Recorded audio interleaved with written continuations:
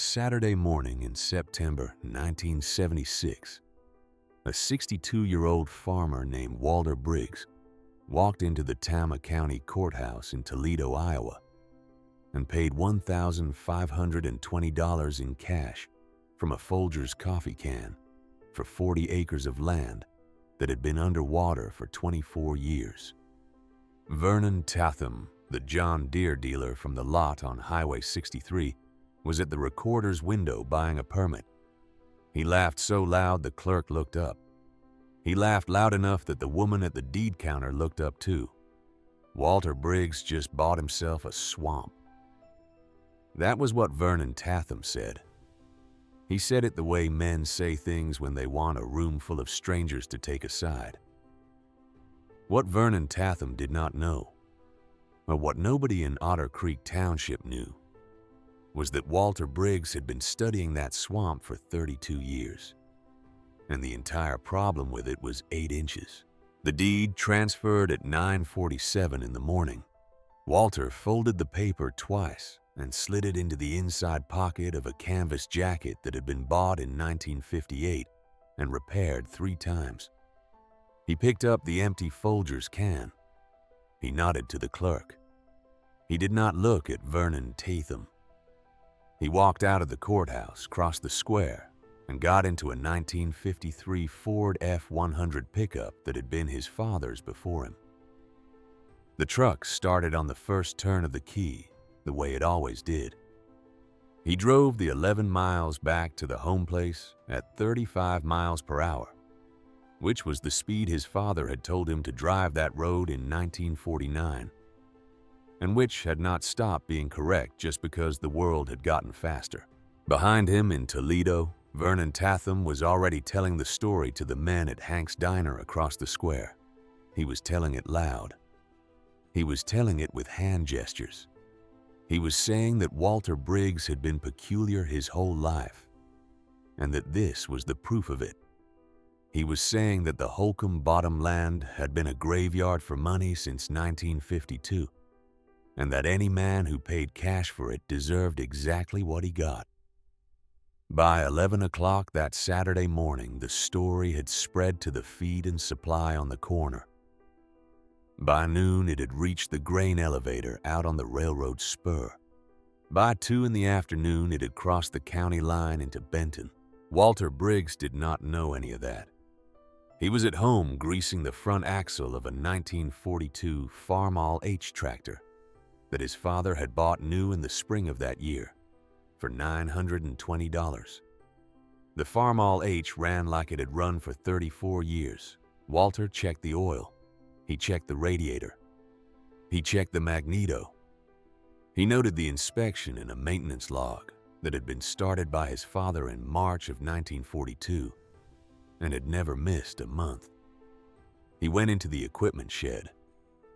He pulled out a green composition notebook from a wooden box on the workbench. He opened it to a page that had been waiting since 1944, and he wrote in handwriting that had not changed since high school the words Holcomb 40 purchased, Saturday, September 11th, 1976. $1,520. Cash. Then he closed the notebook and he sat down on a stool that had been built by his grandfather in 1908, and he looked at the wall of his equipment shed for a long time without moving. Sadie Briggs found him there an hour later. She was 58 years old. She had been married to Walter for 37 of those years. She knew when to speak and when not to speak, and she knew the difference because Walter had taught her the value of silence by being the kind of man who only ever broke silence when he had something worth saying. She set a tin cup of coffee on the workbench beside him. She did not ask what he was thinking. She knew. She had been knowing for 32 years. Have you ever known something that no one else in the room knew and decided not to say it out loud? Because the saying of it would not change what was already going to happen. There is a particular kind of patience in that.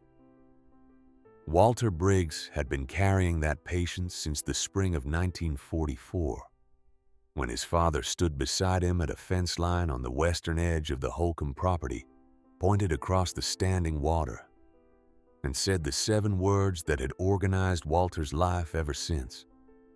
That ground is not broken. It is misunderstood. Let me tell you about Walter Briggs.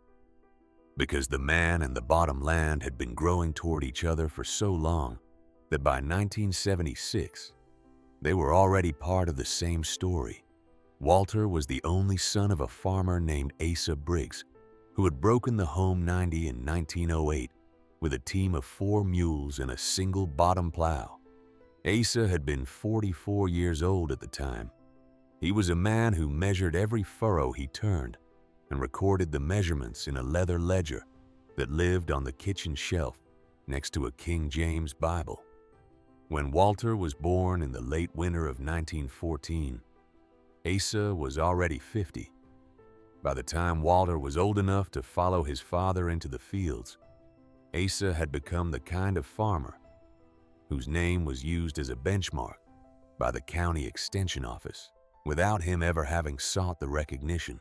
In the spring of 1944, when Walter Briggs was 30 years old, the United States Selective Service had a deferment classification for farmers whose absence would cause measurable harm to agricultural production. Walter had received that classification 2 years earlier. His father was 65. His mother was bedridden with arthritis. His first child, Cole, had been born in March of that year. The Home 90 was producing oats and corn for the war effort under contracts that required uninterrupted operation. Walter would not see Europe. He would not see the Pacific. He would see the same 40 acres of bottom land across the fence from his father's south boundary that he had been seeing since he was 12 years old. And on the 3rd Tuesday of April, 1944, his father walked him to that fence line and showed him how to look at it. Asa Briggs had been studying the Holcomb bottom land since 1919. He had walked its perimeter in every season. He had dug 6 test pits along its eastern edge in the summer of 1937. He had read the soil profiles the way other men read newspapers. And what he told Walter on that April afternoon with the standing water reflecting the afternoon sky was a single observation that the Tama County Extension Office had never made and would not make for another 32 years. The natural drainage outlet on that field, the place where the water ought to leave through the road ditch on the eastern boundary, sat 8 inches higher than the lowest point of the standing water. 8 inches. That was the entire problem. Asa explained it the way he explained everything, slowly with his hands drawing the elevation lines in the dust on top of the fence post with the side of his thumb. The water came in from the ridge above. It settled into the bowl of the bottom land, and it had nowhere to go because the outlet point was elevated relative to the lowest pond surface. Any tile system laid horizontally, which is what someone would eventually try, because that was what people did when they did not understand a piece of ground, would move some water but never fully clear the field. The fix was not a pump. The fix was not a tile contract.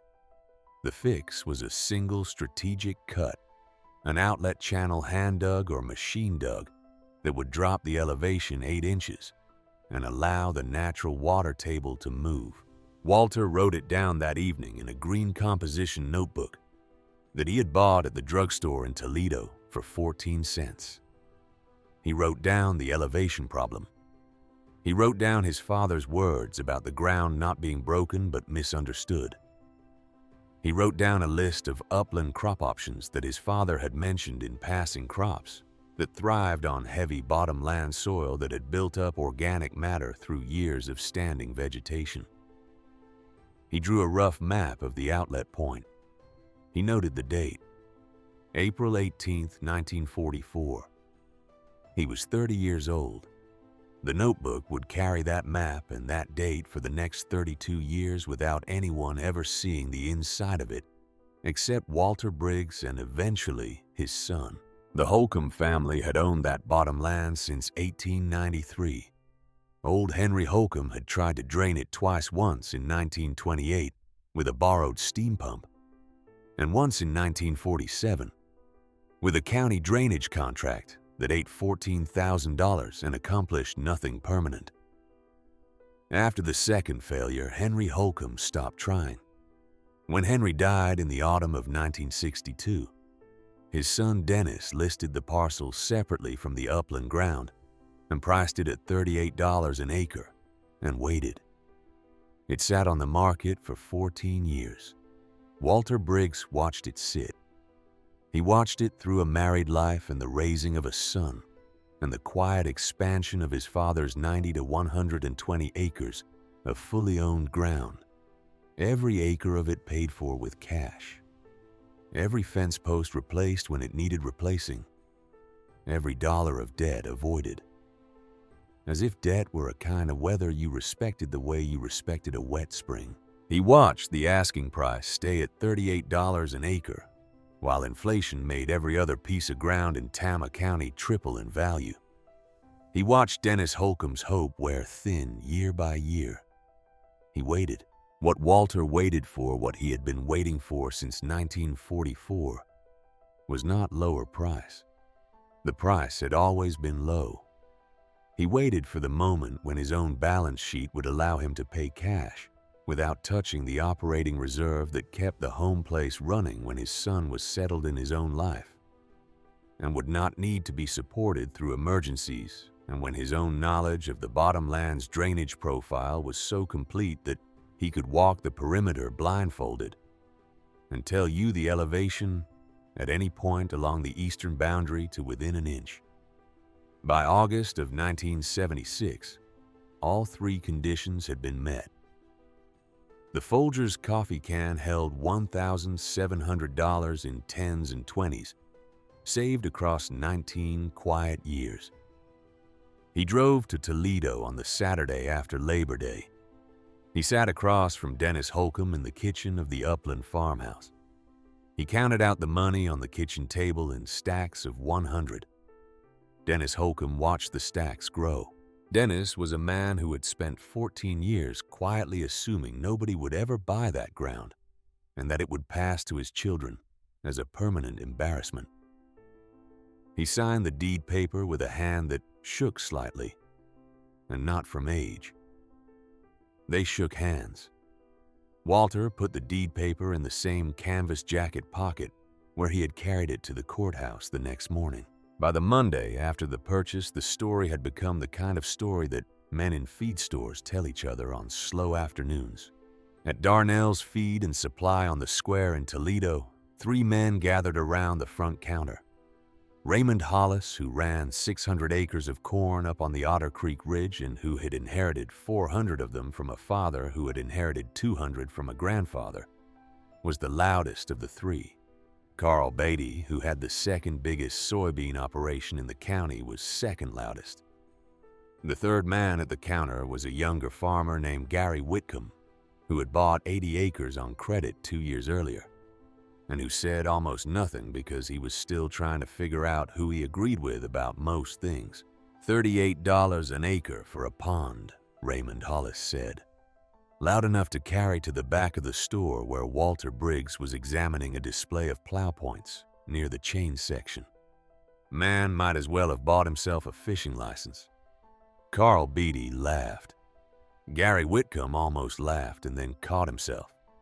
Walter Briggs picked up 2 plow points and read the part numbers stamped on the steel. He carried the plow points to the counter. He paid cash. He said good morning to Raymond Hollis and Carl Beatty without inflection and without irony, and they returned the greeting because there was nothing in his face that gave them anything to push against. And that absence of something to push against was the part that made Raymond Hollis feel, without quite being able to name the feeling, vaguely uneasy after Walter had left the store. Have you ever stood across a counter from someone you had just publicly insulted and noticed that the insult had passed through them without leaving any visible mark, and felt for the first time the possibility that you might have been the one who looked foolish. Raymond Hollis had felt that very briefly that Monday morning. He covered it up by saying something else loud about the bottom land. Carl Beatty laughed again. Gary Whitcomb nodded politely. The conversation moved on, but the small unease stayed in the back of Raymond Hollis's mind for the rest of that week, and he did not understand why, and that not understanding was the beginning of something he would not be able to undo. Walter Briggs drove home from Darnell's with the 2 plow points in a paper bag on the seat beside him. He stopped at the home place. He set the plow points on the workbench. He put on a different pair of boots, a pair he kept specifically for walking wet ground, and he picked up a surveying level that had belonged to his father since 1936. He drove the truck around to the eastern edge of the new 40. He climbed through the fence. He set up the level on the firmest section of ground he could find, and he took the measurement that he had been preparing to take for 32 years. The reading came in at 8¼ inches, 8¼ almost exactly the figure Asa Briggs had estimated by eye in April of 1944. Walter Briggs stood at the level for a long time after he had taken the reading. He looked at the standing water.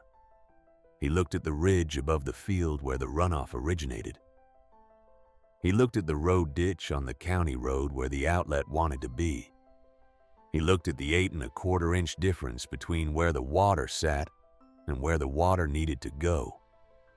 And for a moment, just a moment before he packed up the level and carried it back to the truck, Walter Briggs allowed himself something he did not often allow himself, which was a small private smile that nobody saw, and nobody would have understood if they had seen it. The smile of a man who has been carrying a piece of knowledge for 32 years, and who has just been told by the ground itself that he had carried it correctly. Let me tell you about the trip Walter Briggs made in October of 1962. He has not told anybody about that trip in 14 years. He has not told Hattie about every detail of it. He has not told his son Cole, who was 18 at the time, and starting his first semester of accounting classes at the community college in Cedar Rapids. He had told his father in a single conversation at the kitchen table the week he came home, and Asa Briggs had nodded slowly and said only that some pieces of knowledge are passed down and some pieces of knowledge are picked up by a man who knows how to look for them, and that Walter had done what Asa would have done in his place if Asa had been 20 years younger. In the late summer of 1962, Walter Briggs had read a short article in a back issue of the Iowa Farmer Today about a farmer in eastern Arkansas named Clarence Stubbs, who had been growing upland rice on converted bottom land in Phillips County for 40 years. Phillips County sat in the Mississippi Delta region of Arkansas on ground that had been black bottom land since before the Civil War, and Clarence Stubbs was an 84-year-old African-American farmer who had inherited his land from a father who had purchased it outright in 1893 with money saved across 2 decades of sharecropping refusal. Clarence Stubbs had developed a strain of upland rice through 40 years of patient seed selection that thrived on heavy organic bottomland soil without requiring flooding that produced consistent yields in conditions where traditional crops would not survive, and that had quietly fed 3 generations of his family, while the surrounding cotton operations rose and fell on the cycles of the commodity markets. Walter Briggs read that article twice. Then he wrote a letter on plain paper to the address listed in the back of the magazine, asking if Mr. Stubbs would be willing to receive a visit from an Iowa farmer who had a piece of bottom land he was studying. The reply came back 3 weeks later, in handwriting that was careful and small. Yes, Mr. Stubbs would receive a visit. Yes, he would talk about the rice. Yes, he would explain the seed and the drainage and the soil work. The letter included directions to the farm and a suggested time. The letter ended with one sentence that Walter would carry in his memory for the rest of his life. "The man who reads the ground gets the harvest," it said. "The man who only reads the books gets the explanation of why the harvest didn't come." Walter Briggs put the letter in the green composition notebook. He drove to Phillips County, Arkansas on a Tuesday in early October of 1962. 14 hours each way in the 1953 Ford pickup alone with a thermos of coffee and a peanut butter sandwich and the green notebook in the canvas jacket pocket where the deed paper would eventually live. Clarence Stubbs was waiting on the front porch of a small white frame house when Walter pulled in. He was thin and tall, and his hands were the hands of a man who had been doing the same kind of work for 70 years. He stood up when Walter got out of the truck. He shook hands without speaking. He led Walter around to the back of the house and out across a section of bottom land that ran down to a slow brown creek and across into a stand of cypress beyond. The land had been turned for the season. The standing rice had been harvested in late September. The stubble was knee-high and golden in the October sun, and the smell of turned earth and rice straw was a smell that Walter Briggs had never encountered in his life and that he would associate every autumn from that day forward. With the moment, a single piece of knowledge entered his head and rearranged the future. Clarence Stubbs walked Walter through that field for almost 3 hours. He showed him the outlet channel hand dug in 1922 that dropped 7 inches across a section of stone-lined cut. He showed him where the water entered from the ridge above and where it left through the channel into the creek. He showed him soil profiles in test holes that Clarence had been digging and refilling for 40 years. He showed him a wooden bin in the seed barn behind the house where 4 generations of selected Upland rice seed sat in burlap bags, each bag labeled by year, the oldest bag dating to 1934. He explained the variety. He explained the planting depth. He explained the rotation logic and the soil chemistry, and the way the years of standing water had made the bottom land richer rather than poorer. He explained in language that was plain and unhurried, and that did not waste a single word. Exactly the body of knowledge that Walter Briggs had spent 18 years gathering in fragments from extension reports and journal articles and his own observations. "You do not need to drain the field," Clarence Stubbs said at one point, standing at the edge of the outlet channel with his hand resting on a fence post that had been there since 1925. "You need to drain 8 inches. The ground knows what to do with itself if you give it the 8 inches. Walter Briggs wrote that sentence into the green notebook that night in a roadside motel in West Memphis, Arkansas. He underlined it twice.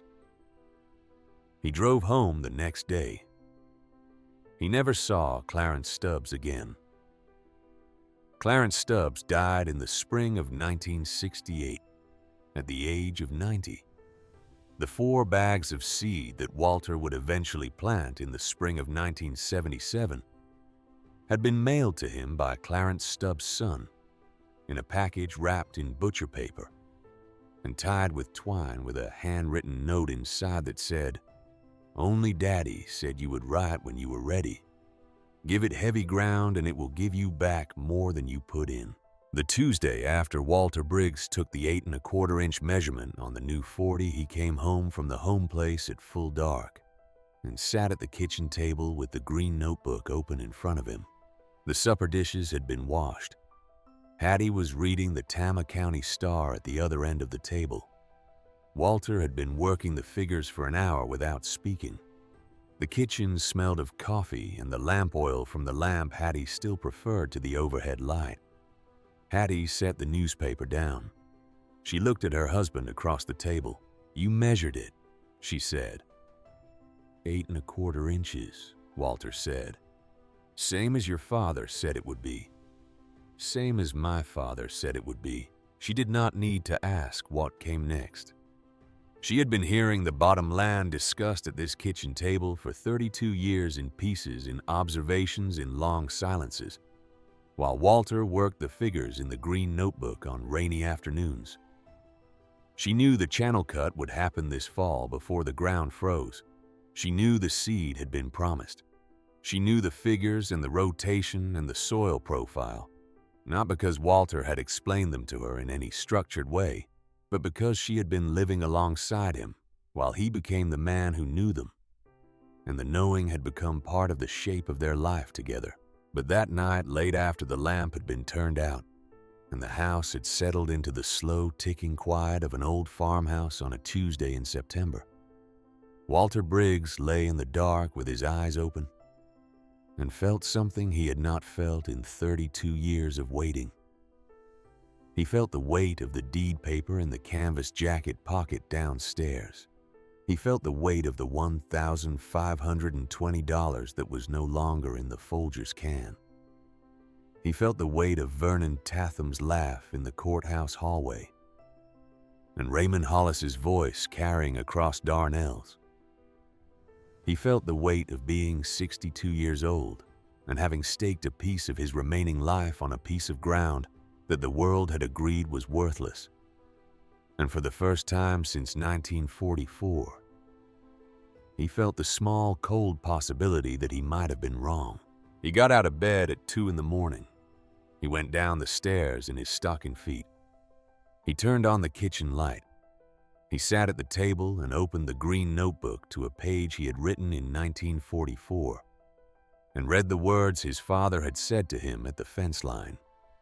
He read his own measurements from 1948 and 1953 and 1961. He read the notes from his trip to Arkansas. He read the soil profiles. He read everything he had learned for 32 years. And he tried to find the place in the body of knowledge where a mistake might be hiding. He could not find one. The knowledge was correct. The math was correct. The 8 1/4 inches was correct. But the cold, small possibility stayed in his chest anyway, because that is what the night does to a man who has staked everything on something he cannot yet show to anyone. He did not hear Hattie come down the stairs. She was suddenly beside him in her robe, her hair undone for sleeping. She set a tin cup on the table next to the open notebook.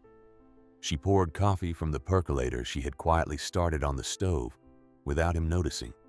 She sat down across from him. She did not open the conversation. She waited. "I am not certain tonight," Walter said finally. The words came out flat and tired and old.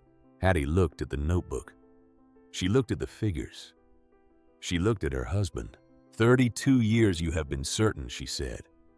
"Tonight you are not. That is what tonight does. Tonight is not the day you make decisions. The decisions were already made. By you. By your father. By the man in Arkansas. The decisions are in the ground waiting for you. Tonight you drink the coffee and you go back to sleep, and tomorrow morning you go look at the ground, and the ground will still be there, and the 8 inches will still be there, and your father will still have been right, and Mr. Stubbs will still have been right, and you will still have been right. Tonight is just tonight." She reached across the table and took his hand. Her hand was warm from holding the coffee cup. Walter Briggs held his wife's hand on the kitchen table at 2 in the morning in September of 1976, and the cold, small possibility in his chest did not disappear exactly, but it settled into a smaller place where it could sit without keeping him awake. He drank the coffee. He went back upstairs. He slept 4 hours and got up at 6 and did not say anything about the night to Hattie when he came down for breakfast. And Hattie did not say anything about it either, because she had said everything that needed saying at 2 in the morning. And saying it again would have been disrespect to a man who already knew. Have you ever woken up to face something you had been waiting your whole life to face and felt grateful in the first quiet minute of that morning for the person who had sat across the kitchen table from you in the dark and reminded you of who you already were? There is a particular kind of marriage in that. There is a particular kind of partnership in a man and a woman who have built a life out of the careful, repeated work of paying attention to each other without making a performance of it. By the Friday of that week, the news of Walter Briggs's land purchase had reached Vernon Tatham's office at the John Deere dealership on Highway 63. Vernon Tatham was 45 years old. He had been running that dealership for 5 years since taking over from his father-in-law in 1971. And in those 5 years, he had grown the lot from a sleepy implement business into the second largest John Deere dealership between Cedar Rapids and Waterloo. He had done it by selling new equipment on credit at every opportunity. He had financed 47 new tractors in the calendar years 1974 and 1975 alone.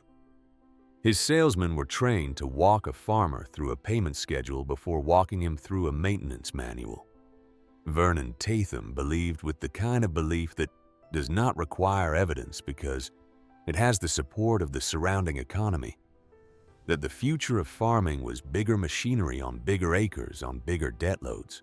He believed that farmers like Walter Briggs were the past. He believed it with the casual confidence of a man who has not yet been corrected by anything large enough to correct him. When Vernon Tatham heard that Walter Briggs had paid cash for the Holcomb 40, he did 3 things in fairly rapid succession. First, he laughed.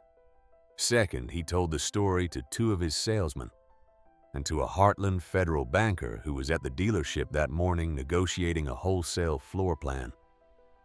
Third, he decided he was going to drive out to the Holcomb 40 and see it for himself, because the story had become the kind of story Vernon Tatham did not entirely believe, and he wanted the visual confirmation that another farmer in his county had done something this stupid.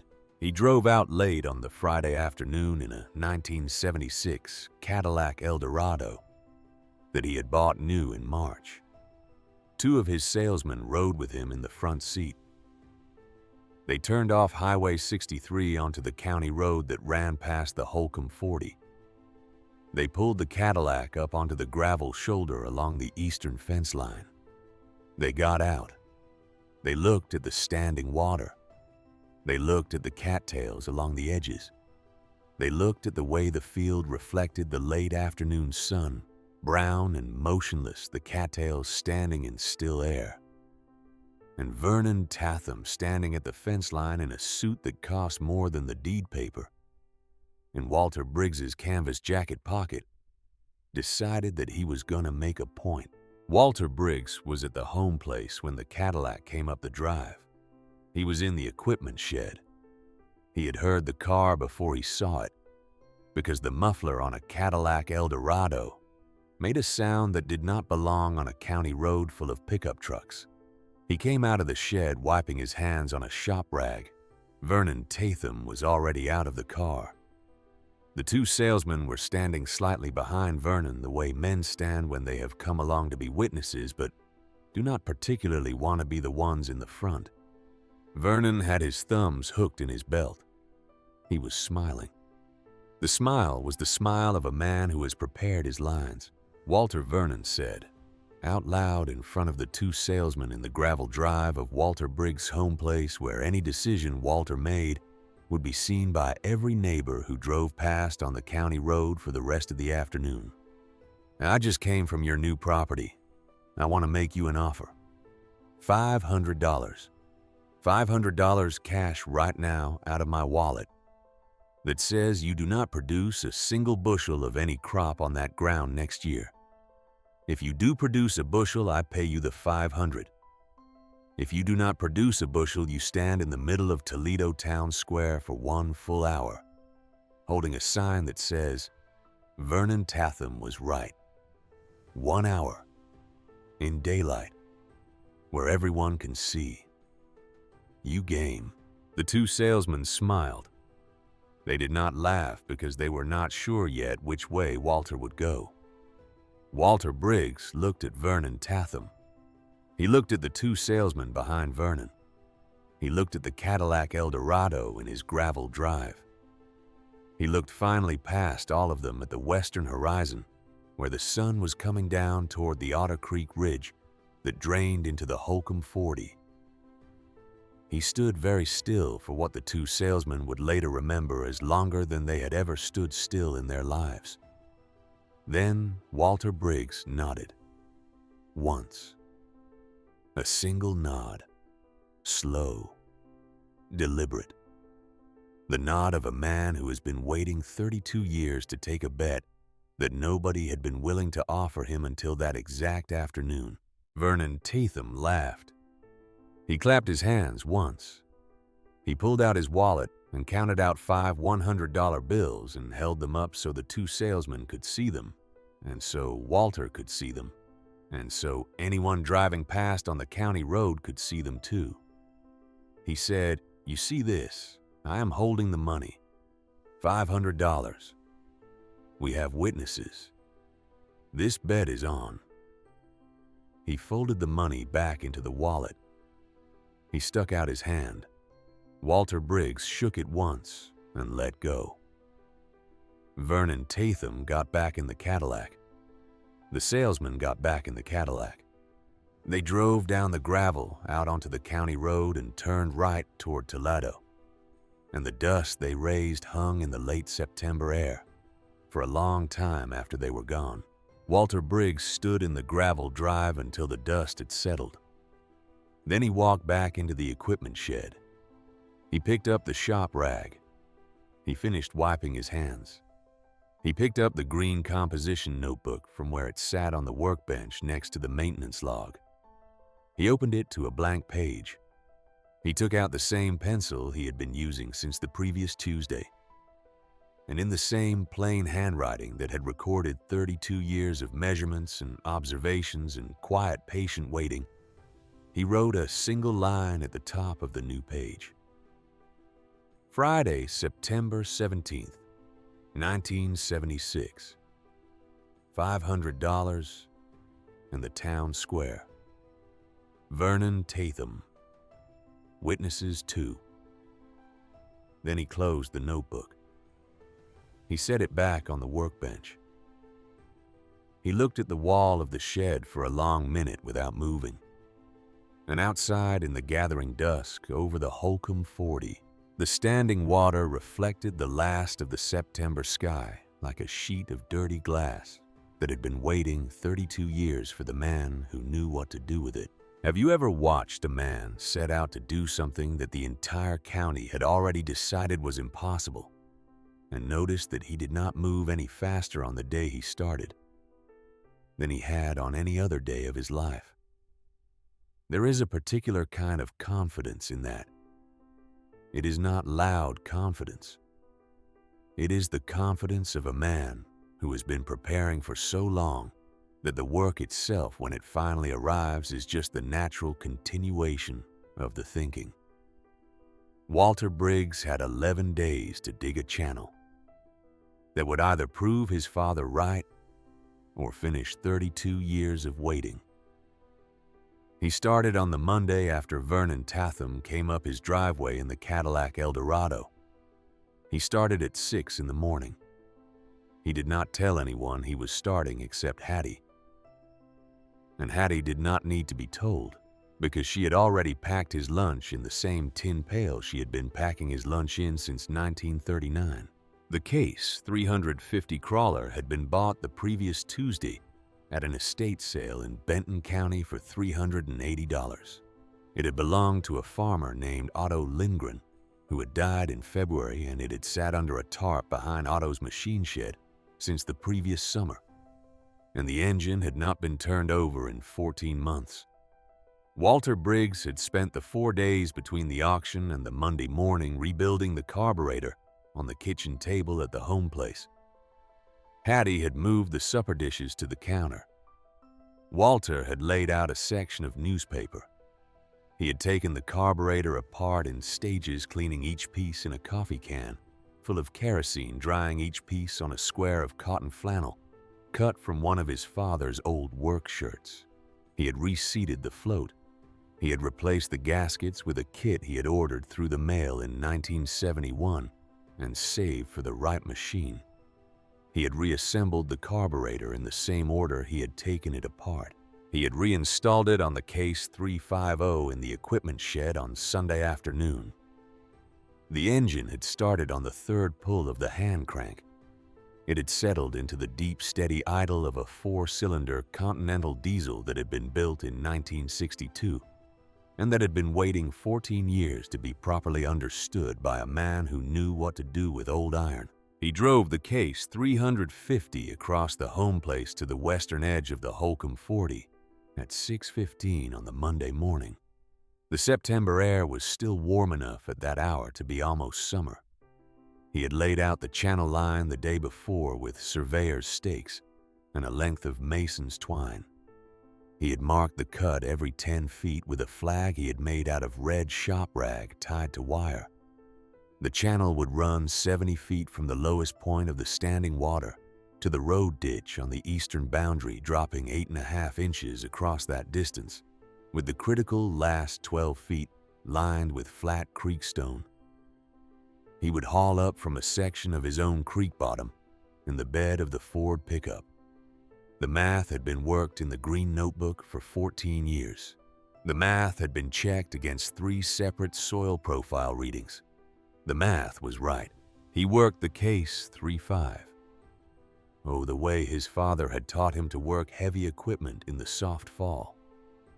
Slowly, carefully, reading the way the ground answered the blade. He worked from the eastern outlet end first, because the work would be against firmer ground there, and the machine would have something stable to push against. And he worked toward the standing water, rather than away from it, because that way the channel would clear itself as he cut. The first cut went in at 6:27. The blade dropped into the soft brown bottom land soil, and the soil opened the way soil opens when a man has been studying it long enough to know exactly how deep to set the blade and exactly how fast to move the machine. By 8:30, he had cut 20 feet. He stopped. He shut off the engine. He walked the cut from end to end with a folding rule and checked the depth and the slope. He adjusted his grade by 1/2 inch at the 17th foot. He restarted the engine. He kept cutting. Hattie brought lunch out to the field at 11:30 in the same tin pail. Cold ham sandwich, a jar of buttermilk, 2 slices of pound cake wrapped in waxed paper. She set the pail on the fender of the Case 350, and she walked the cut while Walter sat on the running board and ate. She did not say anything about the work. She did not need to. The cut was clean. The slope was right. The water in the lowest section of the standing pond had already dropped 1/2 inch almost imperceptibly, the way a barometer drops before a weather change, and Walter and Hattie both noticed it without saying anything. She took the pail back. She walked the 1/4 mile back to the house at the slow, steady pace she had been walking since before her knees had started to bother her. Walter finished his pound cake. He drank the rest of the buttermilk. He climbed back into the seat of the Case 350. He kept cutting. The work took 11 days, exactly the number of days Walter had estimated in the green notebook. He worked from 6 in the morning until 11:30, when the ground softened with the rising heat. He worked again from 3:30 until full dark, when the ground firmed up in the cooling air. The middle of every day he spent at the home place greasing the Case 3.5, checking the radiator, sharpening the blade edge with a hand file in the equipment shed. He hauled flat creek stone from the south boundary of his own ground in the bed of the 1953 Ford on 3 afternoons. He stacked the stone along the eastern 30 feet of the channel. He laid the stone by hand, wedging each piece into the soft channel wall with a mason's hammer. His father had bought in 1928 fitting the flat faces upward to make a stable lining that would not collapse under the weight of moving water. The stonework took 2 of the 11 days. The stonework was the part Clarence Stubbs had emphasized most carefully in October of 1962, sitting on the front porch in Phillips County, Arkansas, drawing the channel cross-section in the dust on the porch boards with the side of his thumb. The water remembers, Clarence Stubbs had said. The water remembers every channel that ever ran through the ground. You give it stone where it counts, and it will run that channel for 50 years without you ever having to fix it. On the 11th day in the late afternoon of the last Wednesday of September, Walter Briggs cut the final 15 feet of channel that connected the lowest point of the standing pond to the rest of the cut. He shut off the case 350. He climbed down. He stood on the bank and watched the water begin to move. It did not rush. It percolated. A slow, steady, patient draining of the kind that does not announce itself, but that, by the next morning, would have lowered the standing water in the lowest bowl of the field by an inch. By the end of the second week, 2/3 of the 40 acres would be surface drained. By the end of October, the only standing water remaining would be a small pocket in the northwest corner that Walter had not planned to drain on the first cut. He would deal with that corner in the second year after the main field was producing. He watched the water move for 10 minutes without saying anything. Then he picked up the green composition notebook from where it sat on the seat of the case 350. He opened it to the page that had been waiting since 1944. He wrote a single line under the entry from the day he had bought the ground. Channel cut completed. September 29th, 1976. 8.5 inches dropped across 70 feet. Water moving. He closed the notebook. He drove the case 350 across the field and up the gravel drive and into the equipment shed. He shut off the engine. He greased the front idler pulley. He walked into the house. Hattie was at the stove. He sat down at the kitchen table. "It is moving," he said. Hattie set a plate in front of him. "Pork chop, mashed potatoes, green beans from the garden. Then it has been moving for 32 years, she said. It just took you 11 days to let it." Walter Briggs did not laugh, because Walter Briggs did not laugh at the kitchen table the way other men laughed. But he smiled briefly around a mouthful of mashed potatoes, and Hattie saw the smile and knew that the smile contained more relief than anything Walter would say out loud for the rest of that fall. "Let me tell you what. The $1,520 purchase looked like on paper in 1976, because the math behind that number is what separated Walter Briggs from the men at Darnell's Feed and Supply, who laughed at him on the first Monday after the purchase. The men at the feed store thought of the bottom land in terms of what it would cost. 40 acres at $38 an acre was $1,520 of pure loss in their eyes. They had not done the second piece of math. They had not done the math of what would happen if the field actually produced. Walter had done the second math 17 years ago on a winter evening in 1959, and he had updated it every year since. Here is the math Walter wrote into the green notebook in February of 1976. 25 acres of upland rice in the first production year. 300 pounds per acre conservatively based on the yields Clarence Stubbs had described from his own bottom land. Total production 7,500 pounds. Sale price 18 cents a pound conservatively based on 3 years of correspondence with the grain buyer in Pikeville, Kentucky who had agreed to take whatever Walter could produce. Total gross $1,350 in year 1. Year 2 expansion to 35 acres after the northwest corner firmed up. 350 pounds per acre, as the soil structure improved with rotation. Total gross $2,700. Year 5 full 40 acres, 400 pounds per acre, 20 cents a pound. Total gross $3,200 per year. Sustainable indefinitely. Land paid for in 13 months of production. Then, pure return on a piece of ground that had cost less than a used pickup truck. The math Raymond Hollis was doing at Darnell's Feed and Supply in October of 1976 on the back of a feed bill. While he laughed about Walter Briggs' purchase looked nothing like that, Raymond Hollis was thinking about commodity corn. He was thinking about 115 bushels per acre at $2.20 a bushel on his 600 acres up on the ridge.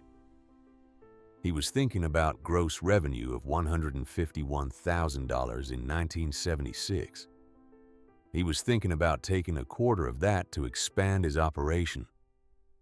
He was thinking about the Tama County branch of Heartland Federal Bank, where he had been pre-approved for a $48,000 equipment loan at 13.5% interest for the purchase of a new John Deere 4630 from Vernon Tatham's dealership to replace the 7-year-old 4020 that he had bought used in 1973.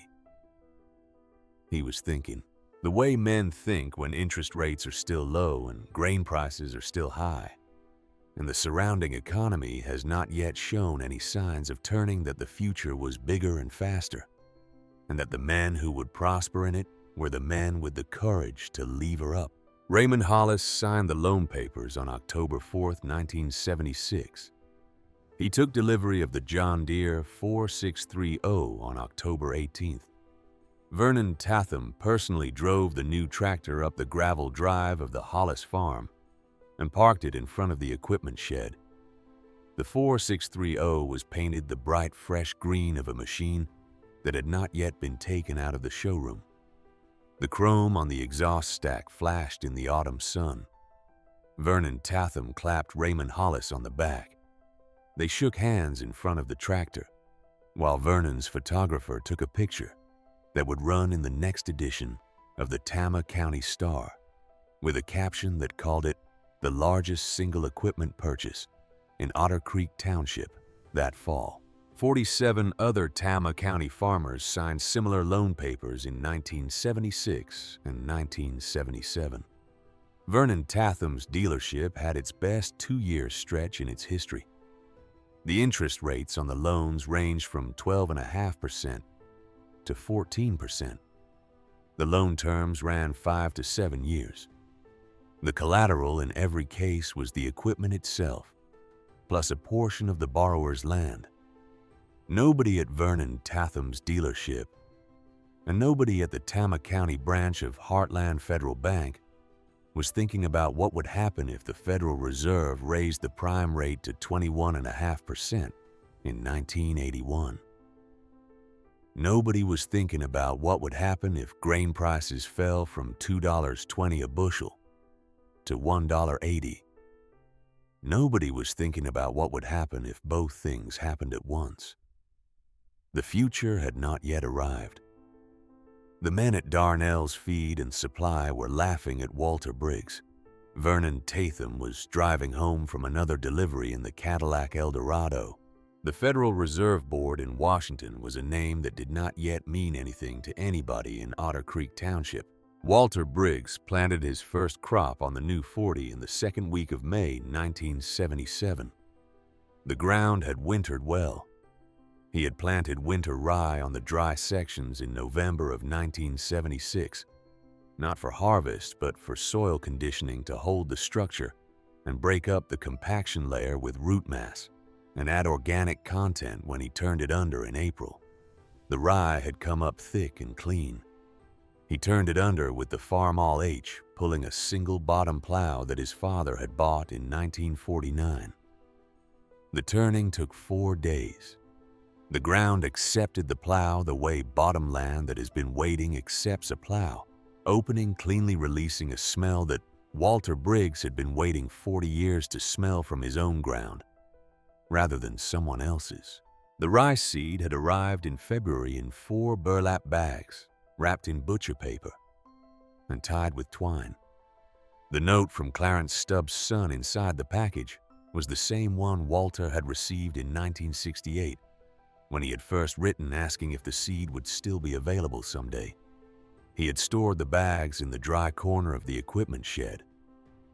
For 14 months in a wooden box his father had built in 1937, with a label that said, "Only Holcomb 40" in Walter's handwriting. He took the bags out on the evening of May 12th.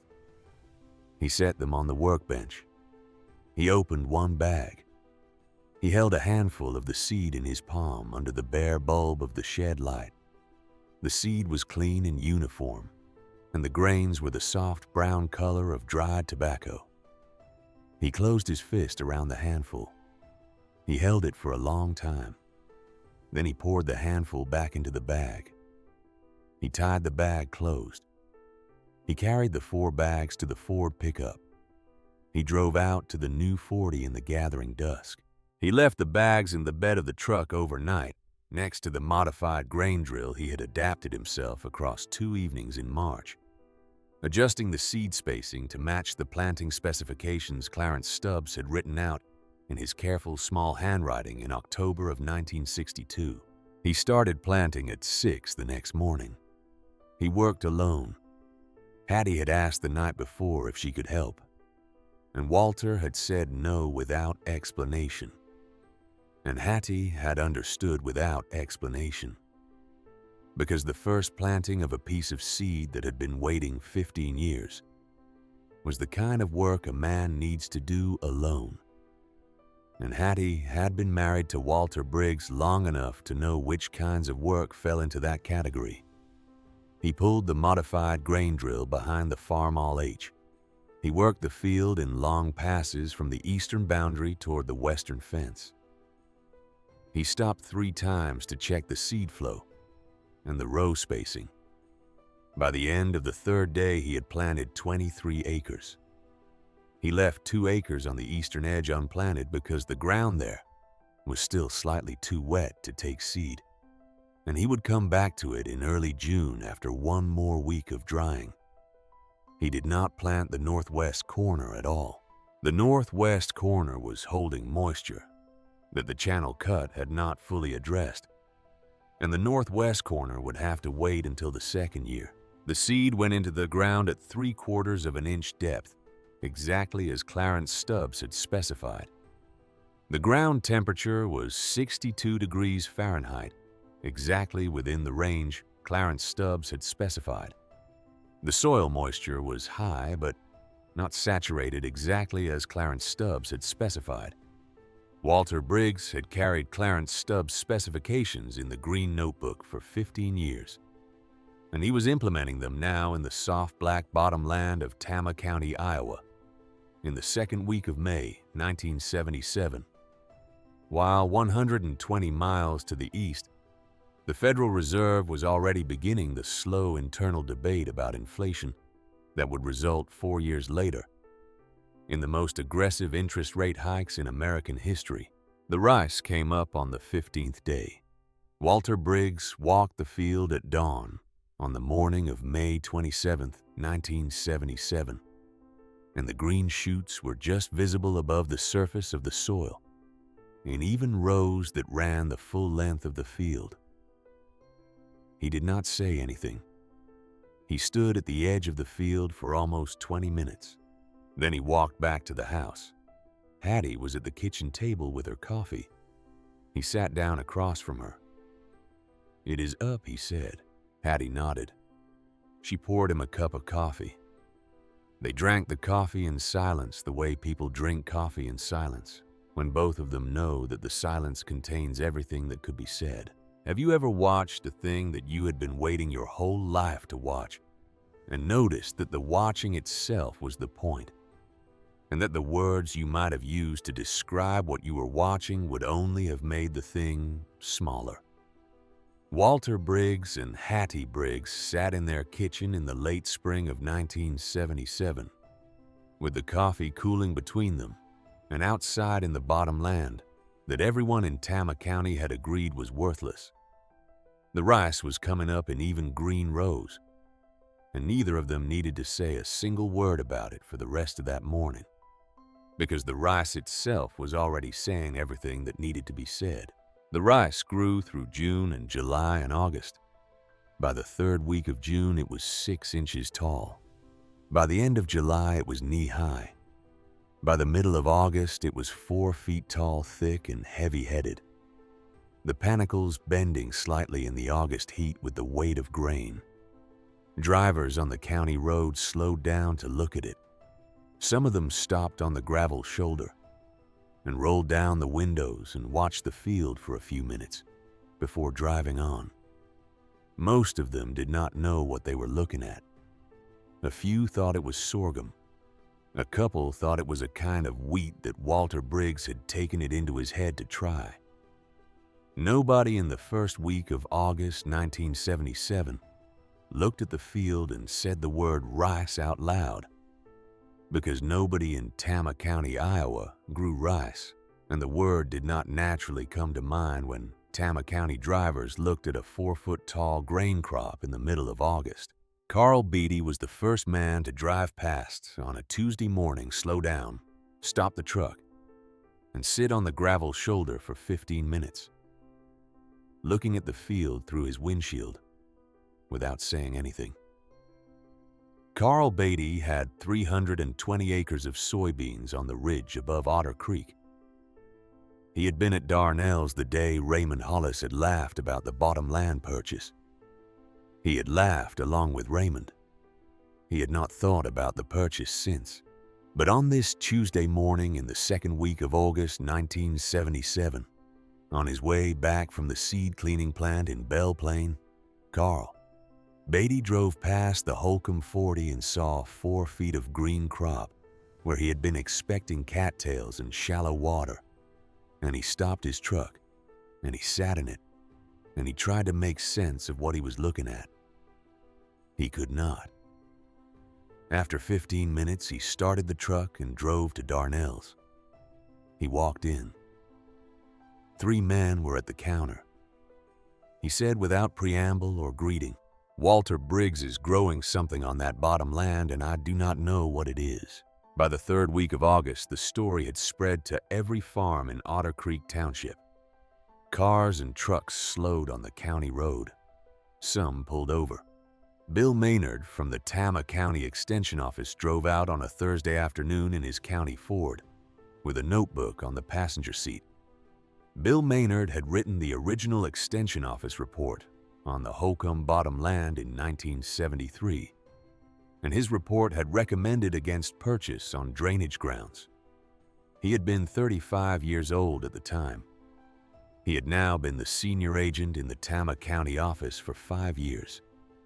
He had attended college at Iowa State, and he had a great deal of respect for his training, and a great deal of confidence in the methodologies the Extension Service had taught him. He had not measured the outlet elevation in 1973. He had assessed the field in wet conditions and concluded it was undrainable. He had written the report with the comfortable certainty of a man who believed his methodology was complete. He stood at the fence line on the county road that Thursday afternoon in August 1977. He looked at the 4-foot-tall grain crop. He took out his notebook and he wrote down what he saw. He did not write a conclusion. He drove back to his office in Toledo. He pulled the file on the Holcomb bottom land. He read his own 1973 report. He sat at his desk for a long time without doing anything else. He went home that evening at 5:30 without speaking to the secretary, which was unusual for Bill Maynard. He told his wife at supper that he had been wrong about something professionally, and that he was going to need to figure out how wrong before he did anything about it. Vernon Tatham heard about the rice on the third Friday of August 1977.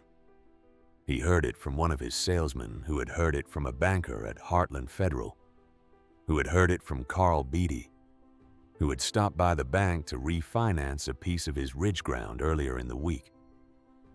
The salesman told Vernon at the dealership in Toledo Vernon was at his desk in the showroom when the salesman walked in. The salesman said, "Vernon, I think you ought to drive out and look at Walter Briggs's field.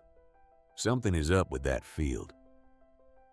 Vernon Tatham looked up from the paperwork on his desk. He said, "Walter Briggs's field is a swamp."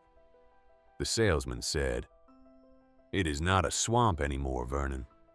There is a 4-foot-tall crop on it, and Carl Beatty thinks it might be rice." Vernon Tatham did not say anything for a moment. He set down the pen he had been writing with. He stood up. He walked out of the showroom. He got into the Cadillac Eldorado. He drove out the 11 miles to the Holcomb 40, and he stopped on the gravel shoulder of the county road, and he looked at the field. He looked at it for almost 25 minutes without getting out of the car. The crop was thick and heavy-headed, and standing 4 feet tall across 23 acres of ground that Vernon Tatham had personally walked the western fence line of 7 months earlier and had described to 2 of his salesmen as the worst piece of bottom land in Tama County. He sat in the Cadillac with the engine running for the air conditioning. He did not get out. He did not walk to the fence. He drove back to Toledo at 15 miles per hour over the speed limit, and he did not say anything to anyone for the rest of that afternoon. And the salesman at the dealership noticed that he did not say anything, and they did not ask, because there was something in Vernon Tatham's face when he came back from that drive that did not invite questions. The harvest began on the last Tuesday of September 1977. Cole Briggs drove up from Cedar Rapids on Monday afternoon in his 1972 Chevrolet Impala. He was 33 years old. He had been a staff accountant at a firm in Cedar Rapids for 9 years. He was married to a quiet, thoughtful woman named Margaret, who taught 3rd grade at a public school in the suburbs. They had not yet had children, although they had been talking about it for 2 years. Cole Briggs had stopped asking his father to explain his plans in 1965 on the grounds that the plans always made sense by the time they were finished. And he had driven up to help with the harvest because his father had asked him in a phone call the previous week. And Cole Briggs did not say no to his father about the kind of work that needed 2 pairs of hands. They cut for 4 days. Walter ran the Farmall H with a modified grain header that Walter had adapted across 3 evenings in early September. Cole stacked. They worked from 7 in the morning until full dark.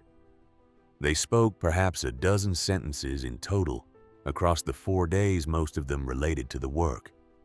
The yield from 23 acres of upland rice on converted bottom land ground that had sold for $38 an acre 14 months earlier, and that the Tama County Extension Office had officially recommended against purchasing, came to 7,200 pounds of clean grain.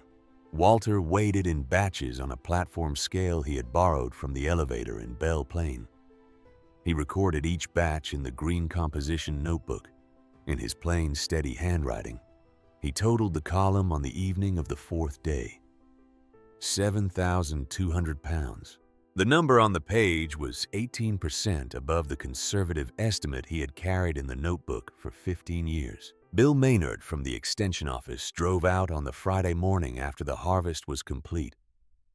He had been told by Carl Beatty, who had been told by the elevator manager in Belle Plaine, that Walter Briggs had finished cutting the field and that the yield numbers were beyond anything anyone had expected.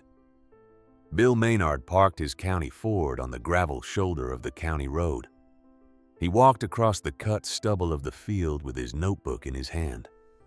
The stubble was knee-high and golden. The smell of cut rice straw rose from the ground in the cool September air. Walter Briggs was at the eastern edge of the field with the Farmall H, finishing the loading of the last bundled grain into the bed of the Ford pickup. Cole Briggs was at the cab of the truck securing a tarp. "Mr. Briggs," Bill Maynard said when he had walked close enough to be heard, "I wrote the original extension report on this parcel in 1973. The report recommended against purchase. I would like to understand what I missed if you are willing to tell me." Walter Briggs shut off the Farmall H. He climbed down. He looked at Bill Maynard for a long moment. He was 63 years old. He was wearing the same canvas jacket he had been wearing for 19 years. His hands were the hands of a man who had just finished 4 days of harvest work in a converted bottomland. He looked at Bill Maynard the way a man looks at another man who has come asking a real question. Then he said, "Walk the property with me." They walked for an hour and 10 minutes. Walter Briggs talked the way he talked when somebody was actually asking plainly, specifically, without rushing, without softening the explanation for politeness. He explained the elevation analysis. He explained the channel cut. He explained the outlet differential and why a horizontal tile system would never have addressed the underlying problem. He explained the soil chemistry and the way years of standing water had created richness rather than destroyed it.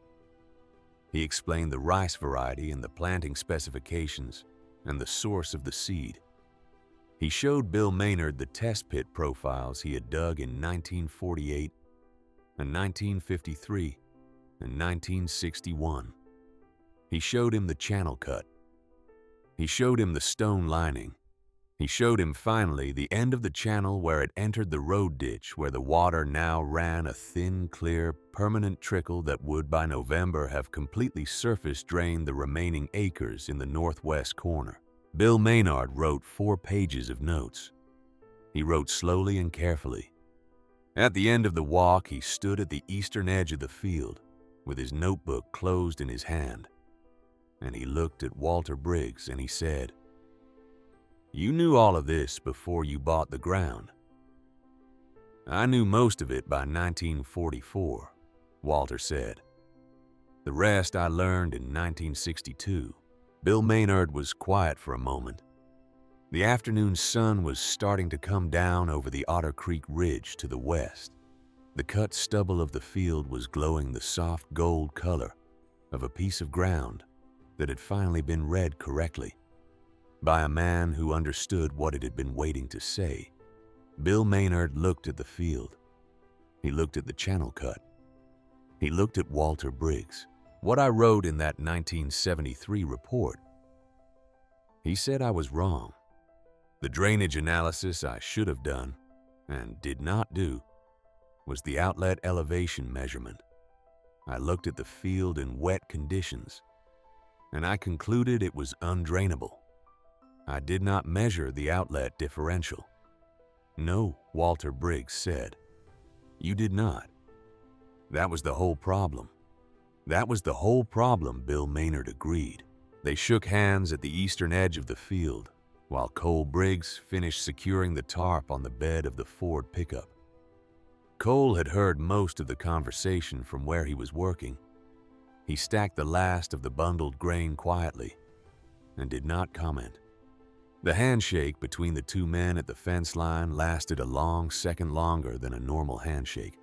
The way handshakes last between 2 men when one of them has just been told something he is going to have to think about for a long time, and the other one has just decided that the man asking deserves to be told the whole truth, without any softening and without any victory in the telling.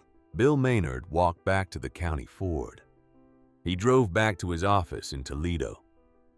He sat at his desk for the rest of that afternoon without doing anything else, and at 5:15 he picked up the receiver of his desk phone and dialed the number of the Iowa State Extension Office in Ames, and he asked to speak to the regional director.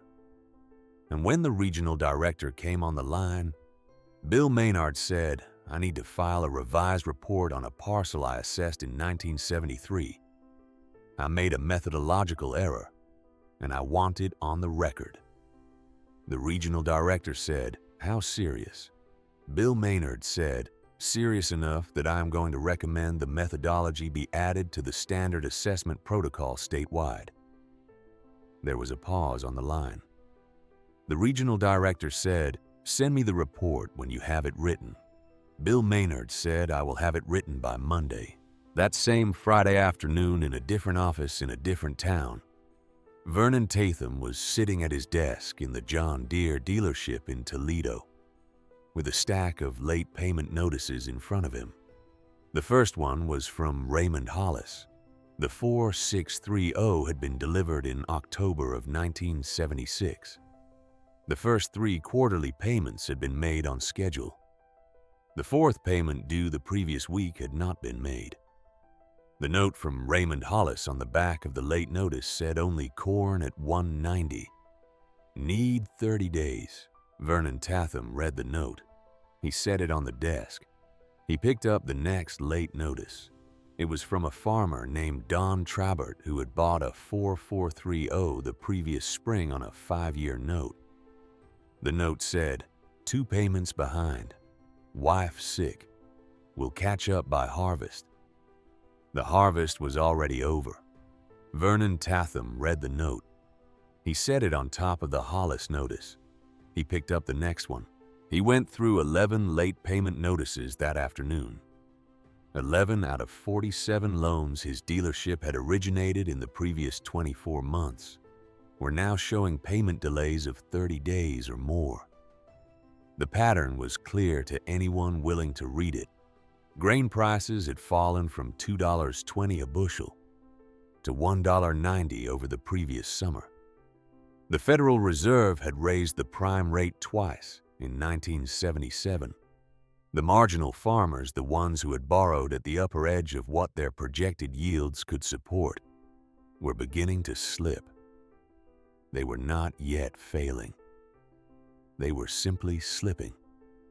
Vernon Tatham had been in the equipment business long enough to know that slipping in the fall of one year became failing in the fall of the next year if grain prices did not recover.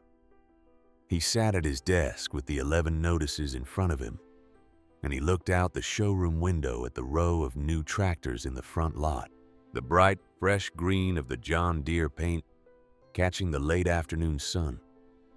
And for the first time in his 5 years of running the dealership, Vernon Tatham felt the small, cold feeling that arrives in the chest of a man who has built his business on an assumption that has just begun to show its first crack. He thought about Walter Briggs. He thought about the 7,200 pounds of rice on 23 acres of bottomland that had cost $38 an acre. He thought about the bet he had made in Walter Briggs's gravel drive in September of the previous year. $500 out of his wallet, in front of 2 salesmen. He thought about the fact that he had not told anyone since then that the bet had been made because he had assumed he would never have to pay it. He thought about the fact that he was now going to have to drive out to Walter Briggs's home place and hand a 63-year-old man $500 in front of witnesses, because that was the kind of bet Walter Briggs had taken in front of 2 salesmen. And the kind of bet you made in front of witnesses was the kind of bet you paid in front of witnesses, and Vernon Tatham still understood that much about how the men in his county did business with each other. He drove out to the home place on the following Monday morning. He went alone. He left the Cadillac at the dealership and he took his pickup truck instead. He had thought about taking the salesman and decided against it. He pulled up the gravel drive at 9:15. Walter Briggs was at the equipment shed greasing the front axle of the Farmall H Vernon. Tatham got out of the truck. He walked across the gravel. He took out his wallet. He counted out 5 $100 bills. He held them out to Walter Briggs. "Walter," he said, "the bet was the bet. You produced. I owe." Walter Briggs took the $500.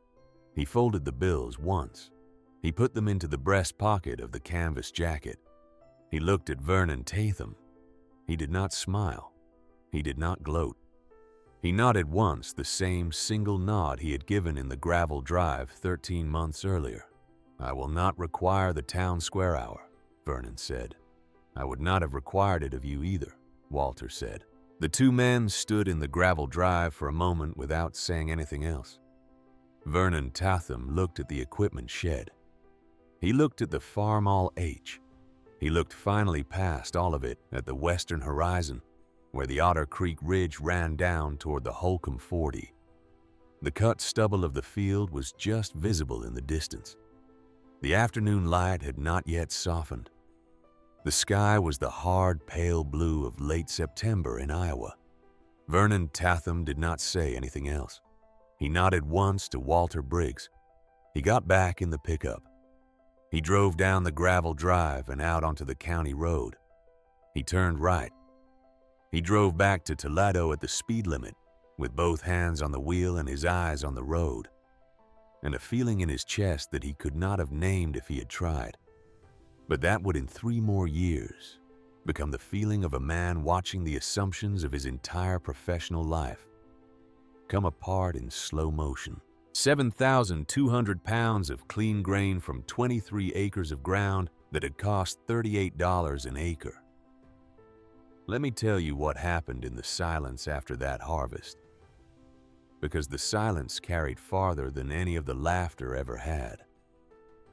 The story moved through Otter Creek Township, the way real stories move in a county where everyone has known everyone else for 3 generations. It moved person to person at the feed store. It moved at the diner on Main Street in Toledo. It moved at the First Baptist Church on Sunday mornings, and at the First Methodist Church across the square, and at the small Lutheran congregation out on the county line. It moved imperfectly, accumulating detail and losing detail at different points. But the core of the story stayed intact because the core was too simple to distort. Walter Briggs had bought the ground everyone said was worthless. He had grown a crop nobody thought possible. He had done it with a tractor that was older than most of the men telling the story. Bill Maynard's revised report on the Holcomb bottom land arrived at the Iowa State Extension Office in Ames on the second Monday of October 1977. The report ran to 14 pages. It documented the original methodological error. It described in technical detail the correct procedure for outlet elevation measurement in relation to water table on bottom land parcels.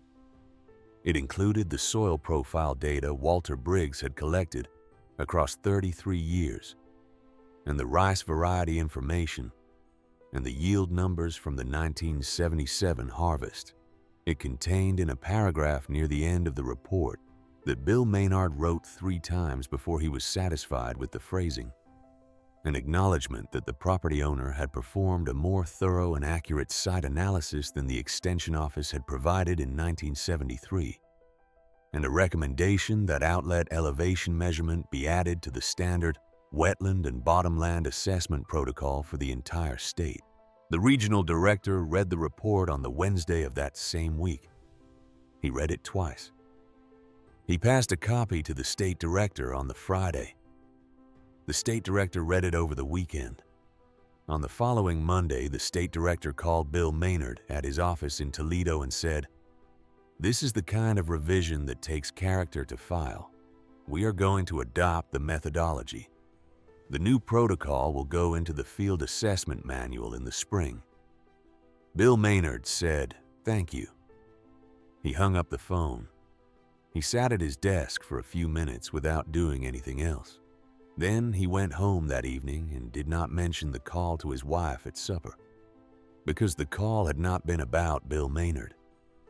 And Bill Maynard had been in the Extension Service long enough to know which kinds of professional moments belonged in supper conversation, and which kinds belonged in the quiet space inside a man's own head, where the real work of becoming better at something gets done. The new protocol entered the Field Assessment Manual of the Iowa State Extension Service in the spring of 1978. By the spring of 1980, it had been adopted by the Extension Services of 3 other Midwestern states. By 1982, it was standard procedure for any wetland or bottomland assessment in the upper Mississippi River Basin. The methodology was attributed in the manual to a 1977 case study from Tama County, Iowa. The case study did not name Walter Briggs. The case study did not need to. The methodology was the methodology, and it was correct, and it would prevent across the next 30 years an unknowable number of farmers from being told that good ground was bad on the basis of a measurement that had not been taken. In Tama County in the autumn of 1980, a younger extension agent named Gary Fulton, who had taken over the office when Bill Maynard moved to a regional position in Cedar Rapids the previous year, applied the outlet elevation methodology to a 40-acre parcel in Benton County that a farmer named Don Trabert was thinking about selling. Don Trabert was the same farmer who had bought the John Deere 4430 from Vernon Tatham in the spring of 1977, and who had been 2 payments behind on that loan by the autumn of the same year. By 1980, Don Trabert was 4 payments behind. He was thinking about selling the bottom 40 to make the next payment. Gary Fulton walked the parcel on a Thursday afternoon in October. He measured the outlet differential. He found it to be 6 inches. He went back to his office in Toledo. He wrote a 1-page memo to Don Trabert that recommended a channel cut and rotation strategy that would convert the parcel from a marginal soybean ground into productive bottomland within 2 seasons. Don Trabert read the memo. He drove out to the home place of Walter Briggs the following Saturday morning. He stood in the gravel drive with his hat in his hand, and he asked Walter Briggs if Walter would be willing to come out to his place and walk the bottom 40 with him, and explain how a man would actually go about doing what the extension office had recommended. Walter Briggs said yes. He drove to Don Trabert's place that afternoon. He walked the parcel. He explained the channel cut and the rotation. He did not charge Don Trabert anything. Don Trabert cut the channel himself with a borrowed Case 350 in the spring of 1981. He saved the bottom 40. He held on to the home place through the worst years of the farm crisis. He paid off the John Deere 4430 in 1986. He still had a copy of Bill Maynard's revised 1977 report in a folder in his desk drawer. At the time of his death in 2003, the years between 1980 and 1983 were the worst years for farmers in Tama County since the 1930s. The Federal Reserve under Chairman Paul Volcker raised the prime interest rate to 21.5% in the summer of 1981. Grain prices fell from $1.90 a bushel of corn in the autumn of 1979 to $1.60 in the autumn of 1981. The combination broke the marginal operations first, and then began to break the operations that had been considered solid. Heartland Federal Bank foreclosed on 7 Tama County farms in 1981, 12 more in 1982, 18 more in 1983. The Hollis place on the Otter Creek Ridge was the largest of the 1982 foreclosures. Raymond Hollis signed the foreclosure papers in the bank's office in Toledo on a Tuesday morning in August. He had owned 600 acres of ridge corn ground 3 years earlier. He walked out of the bank that morning owning 40 acres in the house and the equipment shed. The other 560 acres went to Heartland Federal at the foreclosure price of $340 an acre, which was less than a third of what Raymond had been carrying the ground at on his books. The same Tuesday morning that Raymond Hollis signed the foreclosure papers, Vernon Tatham closed the John Deere dealership on Highway 63 for the last time. The bankruptcy filing had been finalized the previous Friday. The dealership had been operating in technical default to its wholesale floor plan with John Deere credit since the spring of 1981. 31 of the 47 tractors that Vernon's salesman had financed in 1976 and 1977 had come back to the dealership through repossession or voluntary surrender by the end of 1982. The repossessed tractors had been sold at auction in lots for between 40 and 60 cents on the dollar of the original loan amounts. The losses had taken the dealership's net worth below the threshold required by John Deere credit for continued operation.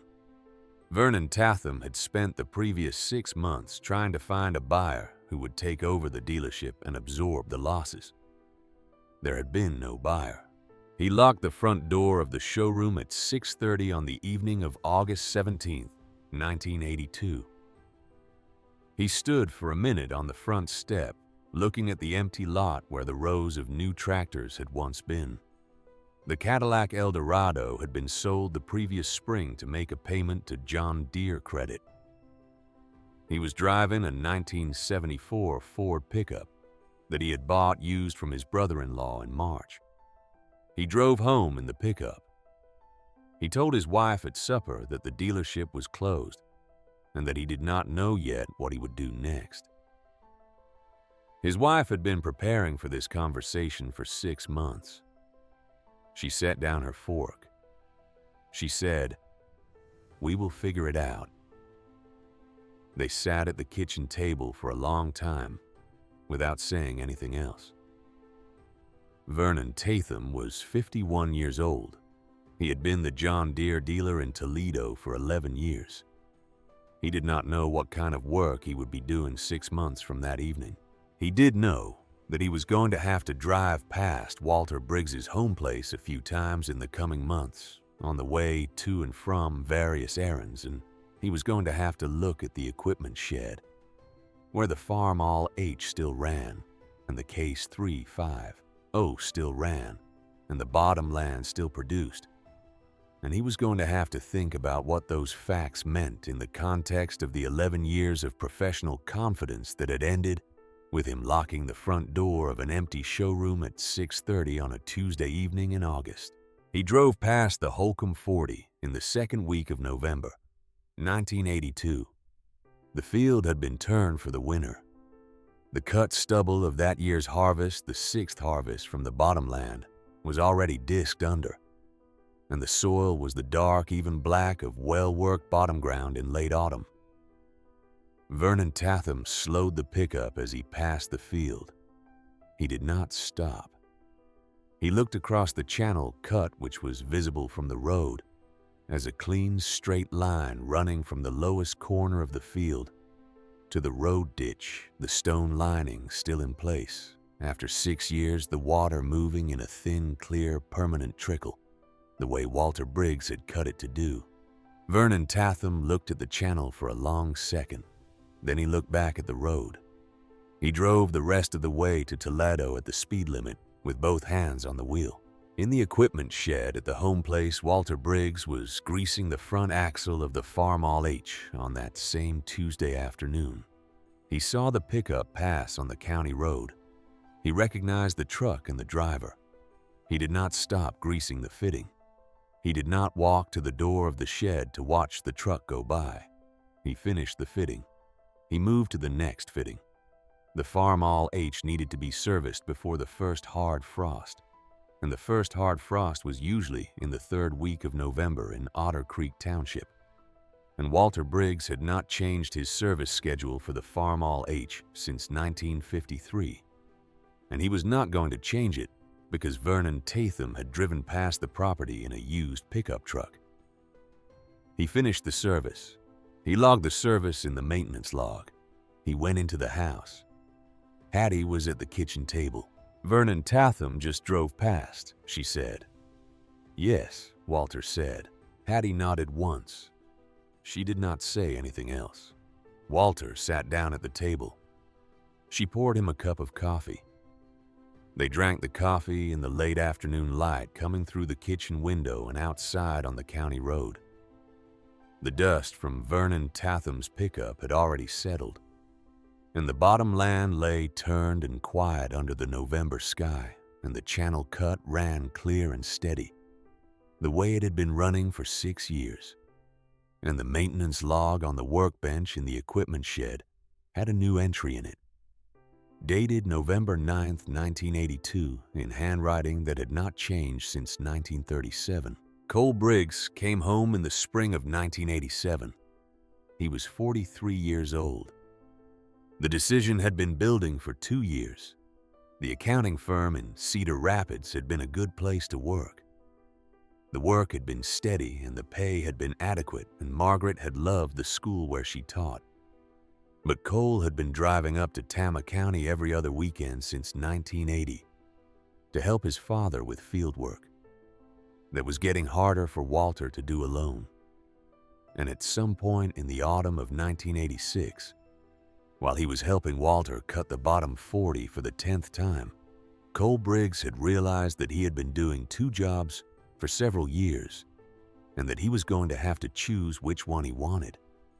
He chose the farm. He resigned from the firm in March of 1987. He and Margaret sold the house in Cedar Rapids. They moved into the small farmhouse on the 80 that Walter had bought from a neighbor in 1971 and had been holding for exactly this purpose. Their daughter, Sadie, was born in the spring of 1990. She was Cole and Margaret's only child. She would grow up across the gravel road from her grandparents, and she would spend most of her after-school hours in the equipment shed at the home place from the age of 4 onward. Walter Briggs gave Cole the green composition notebook on a Sunday afternoon in October of 1987. It was the Sunday after Cole had finished his first solo harvest of the bottom land, 12,400 pounds, from the full 40 acres, the highest yield the field had produced in 11 years of operation. Walter and Cole were in the equipment shed. Walter had taken the notebook out of the wooden box on the workbench. He had set it on the bench between them. He had not opened it. He had said, "This belongs to you now. The whole field is in here. Everything my father told me, and everything Mr. Stubbs told me, and everything the ground has told me since 1944. You read it. You add to it. You give it to whoever comes after you when the time comes." Cole Briggs had picked up the notebook. He had not opened it then either. He had said, "Yes, sir." He had carried the notebook back to the small farmhouse across the road. He had read it through that night page by page, from the entry dated April 18th, 1944, all the way to the most recent entries from the 1987 harvest. He had finished reading at 3 in the morning. He had sat at his own kitchen table for a long time after he had finished. Then he had put the notebook in a wooden box he had built that summer, for exactly that purpose, on a shelf in his own equipment shed, where it would live for the rest of Cole Briggs's working life, and where Sadie Briggs would eventually find it on her own. Have you ever been handed a thing that contained the entire working life of somebody you loved, and noticed that the weight of the thing in your hands was less the weight of the paper than the weight of the years and the patience and the careful attention that had filled the paper? There is a particular kind of inheritance in that.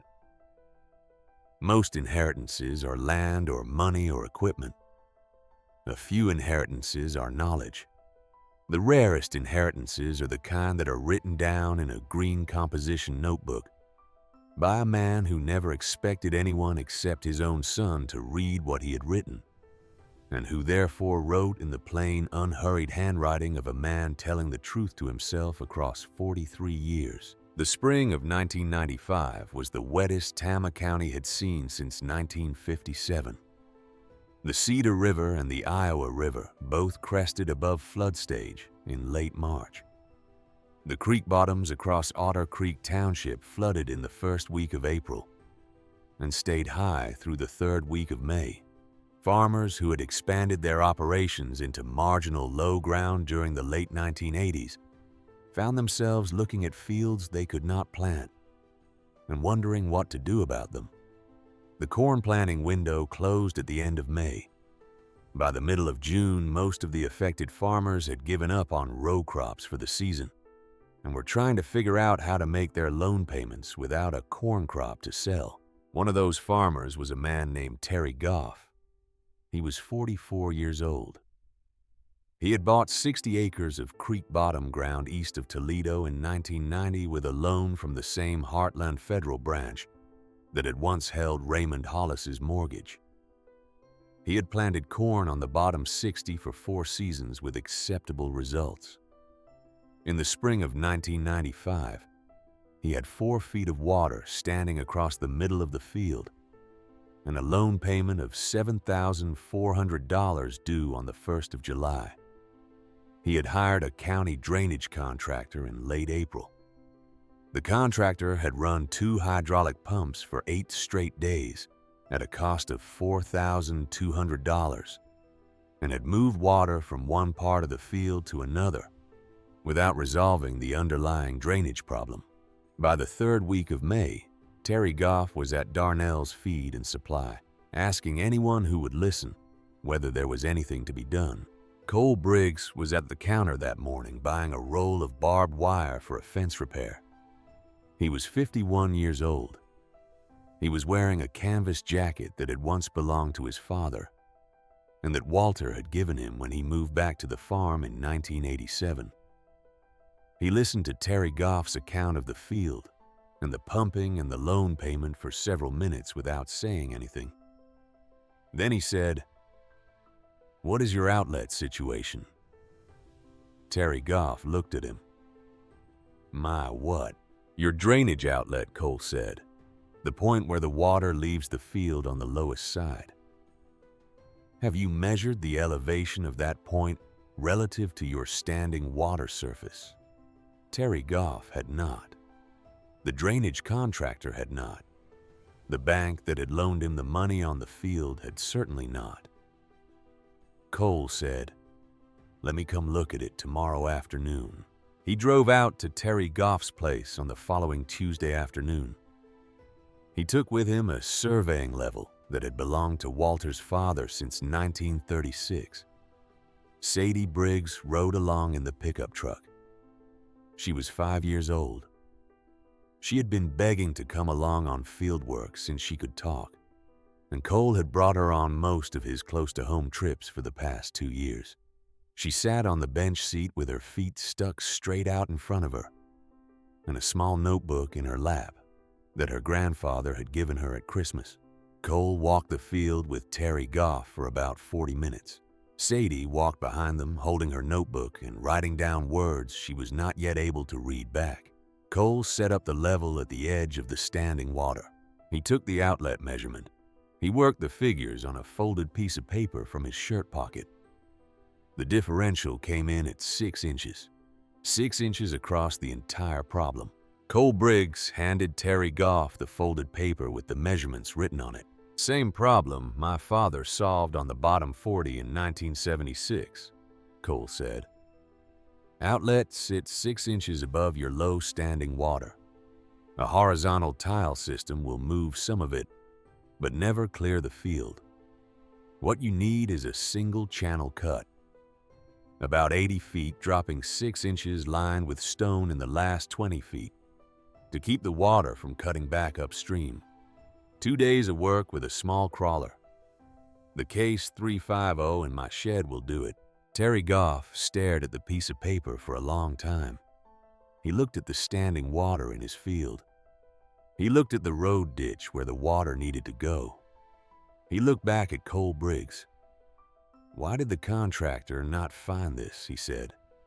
"Same reason Bill Maynard missed it on our bottom land in 1973, Cole said.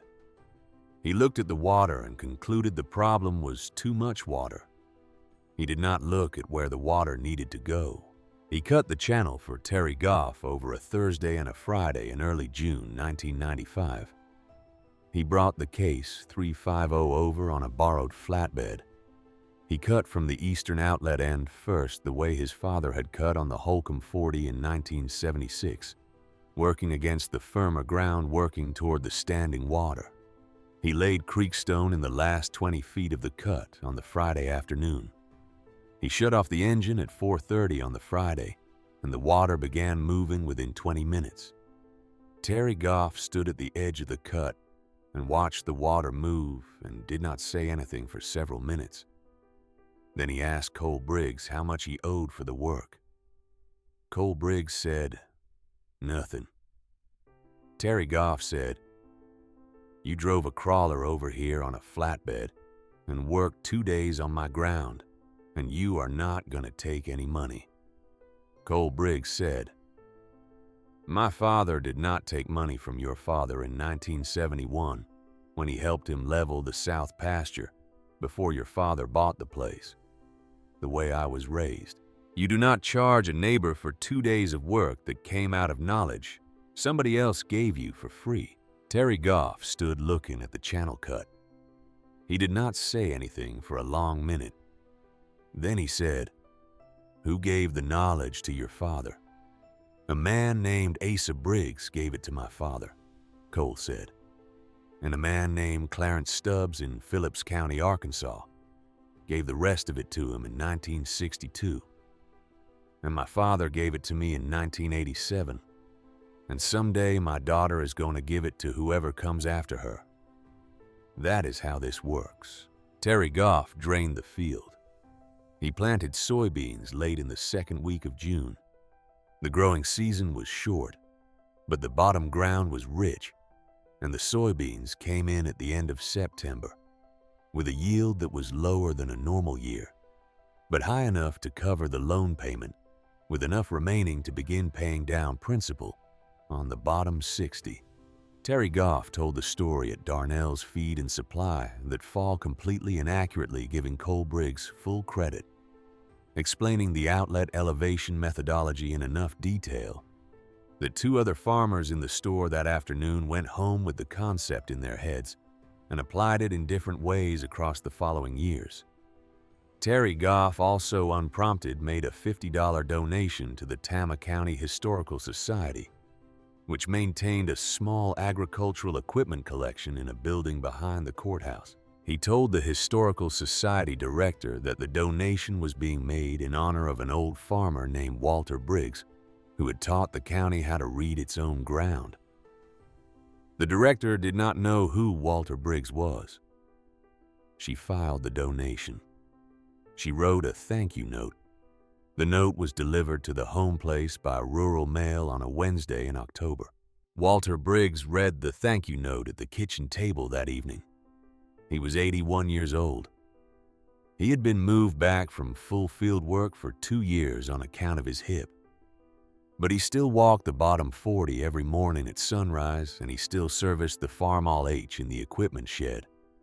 And he still made the entries in the maintenance log in his own steady handwriting. He read the thank you note from the Historical Society. He set it on the table. He looked at Hattie across the kitchen. "Cole did the channel cut for Terry Goff in June," he said. "I know," Hattie said. "I saw you watching out the kitchen window the day Cole brought the case." 350 back from Terry's place. I did not say anything. You did not have to say anything. The watching was enough. Walter Briggs nodded. He folded the thank you note. He put it in the inside pocket of the canvas jacket where the deed paper had once lived. He walked out to the equipment shed. At the slow, careful pace he was walking everything at 81. He took the green composition notebook off the shelf where Cole had been keeping it since 1987. He opened it to a blank page near the back. He wrote in handwriting that was now slower and slightly less steady than it had been in 1944, but still recognizably his own, a single line. Cole did the channel cut for Terry Goff. June 1995. The methodology has passed. He closed the notebook. He put it back on the shelf. He walked back to the house. He did not mention the entry to Cole. Cole would find it eventually. The notebook was Cole's now.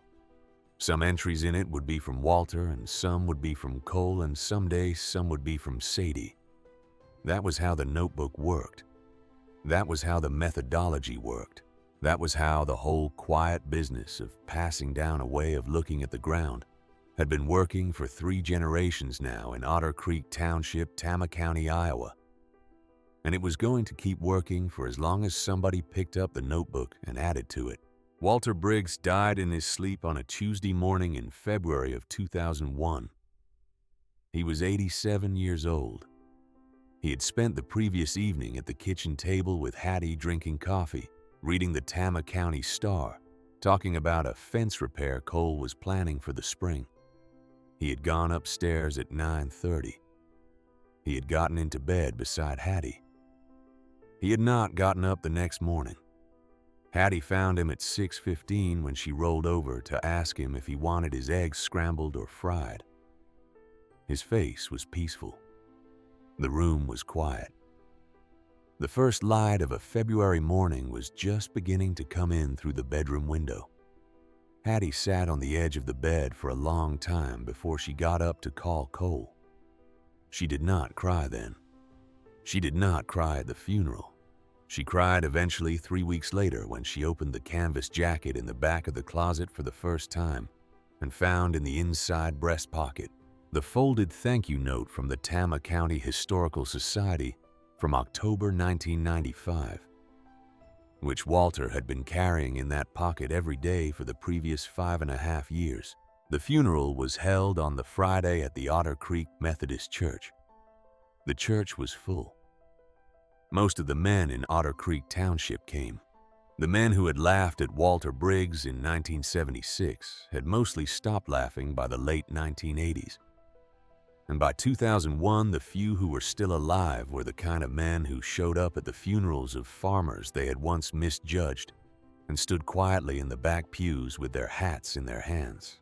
Bill Maynard came down from Cedar Rapids. He was 63 years old and recently retired. He sat in a pew about halfway back. After the service, he walked up to the open coffin where Walter Briggs lay in the same canvas jacket he had been wearing at the courthouse on the September morning in 1976. Bill Maynard reached into his own coat pocket and took out a folded piece of paper. The paper was 4 pages long, folded twice. It was the original handwritten field notes Bill Maynard had taken at Walter Briggs' bottom land on a Friday afternoon in late September 1977. Bill Maynard had kept those 4 pages in a folder in his desk drawer for 24 years. He set the folded paper inside the coffin between the lapel of the canvas jacket and the breast of the white shirt underneath. He looked at Walter Briggs' face for a long second. He did not say anything out loud. He turned around. He walked back down the aisle and out of the church.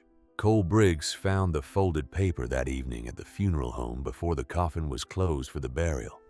He recognized Bill Maynard's handwriting from the revised 1977 report, a copy of which had lived in the wooden box in the equipment shed for 24 years next to the green composition notebook. Cole Briggs did not move the folded paper. He let it stay where Bill Maynard had placed it.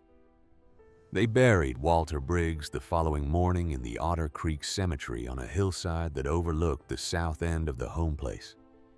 The Holcomb 40 was visible from the gravesite a quarter mile to the west, the stubble of the previous year's harvest still showing pale gold in the February light. Sadie Briggs was 11 years old when her grandfather died. She did not fully understand the loss for a long time.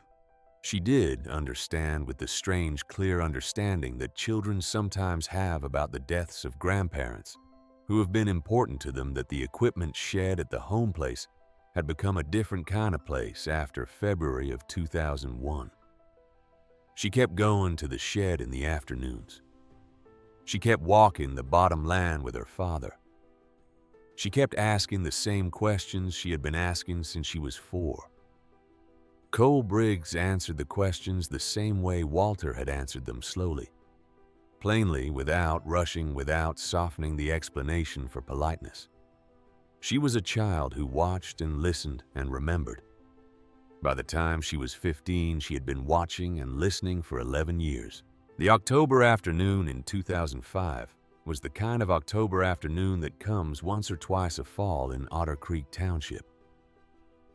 The sky was the high, pale blue of a year settling toward winter. The light was slanting in low across the bottom land. The bottom 40 had been turned for the winter the previous week. Cole Briggs and Sadie Briggs were in the equipment shed at the home place. Cole was on a creeper under the front axle of the Farmall H, greasing the kingpins. The Farmall H was 63 years old. It had been started on the first or second pull of the hand crank every month since March of 1942. The maintenance log on the workbench above Cole had entries in 3 different sets of handwriting now.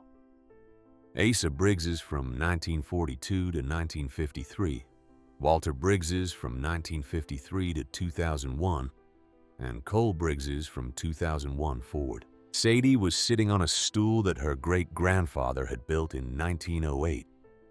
She had a grease gun in her hand. She had been handing Cole tools as he asked for them. She had a question she had been turning over for several days. She asked it the way she asked most questions, without preamble, in the middle of a moment of working silence. "Dad," she said, "why do you keep starting it every month if we do not use it for field work anymore?" Cole Briggs did not answer immediately. He finished greasing the second kingpin. He slid out from under the axle on the creeper. He sat up. He set the grease gun on the cement floor beside him. He looked at his daughter on the stool. "Because the month you stop starting it," he said, "is the month it becomes something that does not run. And once it becomes something that does not run pretty soon, it becomes something nobody remembers how to fix. And once that happens, you have lost something you cannot get back just by wanting it back. Is that why Grandpa Walter kept it? That is why Grandpa Walter kept it, and his father before him. And now, me."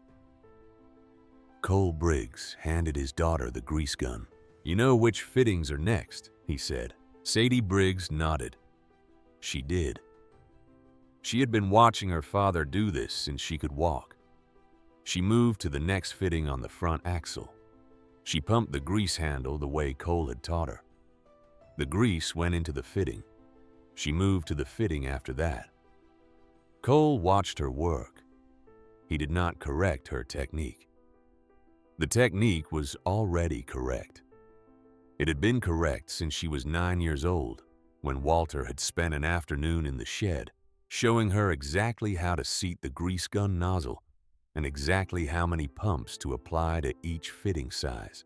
When the greasing was done, Sadie Briggs walked to the front of the Farmall H. She set her hand on the hand crank. She looked at her father. Cole nodded once. She turned the crank.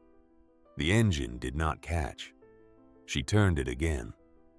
The engine settled into the deep, familiar idle of a 4-cylinder gasoline engine that had been running on the same cylinder block since the early spring of 1942. The sound filled the equipment shed. It was the same sound Asa Briggs had heard the first time he had started that tractor. 63 years earlier, on a March morning when the farm was already in its 90th acre, and the family was already preparing for the war that would defer Walter from service 2 years later. It was the same sound Walter had heard 10,000 times across the working years of his life. It was the sound Cole had grown up to. It was the sound Sadie Briggs would in her own way carry forward into a future none of them could fully see yet. The engine ran for 20 minutes. The shed filled with the clean light blue exhaust smoke of a properly tuned gasoline engine. Sadie Briggs stood at the front of the tractor with her hand resting on the radiator cap. She watched the engine the way her grandfather had watched engines. She listened to the idle the way her grandfather had listened to idles. Cole Briggs stood beside her with his hands in the pockets of the canvas jacket. He did not say anything. There was nothing that needed to be said. After 20 minutes, Cole reached up and shut off the ignition. The engine wound down. The shed went quiet. Sadie walked to the workbench. She picked up the maintenance log. She opened it to the current page. She wrote in handwriting that was still a child's handwriting, but that was beginning to settle into the kind of handwriting that she would carry into the rest of her adult working life. A single line. Started October 16th, 2005. 20 minutes. All readings normal. Sadie Briggs. She set the log down. She looked at her father. Cole Briggs nodded once. They walked out of the shed into the late afternoon. The sun was coming down toward the Otter Creek Ridge. The Holcomb 40 was visible across the gravel road a quarter mile to the west. The turned soil dark in the slanting light. The channel cut. Walter had made in 1976 was still there, running clear and quiet to the road ditch, the stone lining still in place after 29 years. The maintenance log in the shed had a new entry in it. The green composition notebook on the shelf above the bench had 4 generations of writing in it now. The bottom land had not been called the Holcomb 40 by anyone in Otter Creek Township for at least 15 years. People called it the Briggs Bottom now. People had been calling it that since the early 1990s.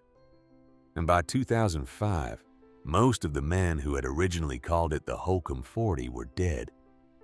And the new name had become the only name that anyone under the age of 50 had ever known the field by.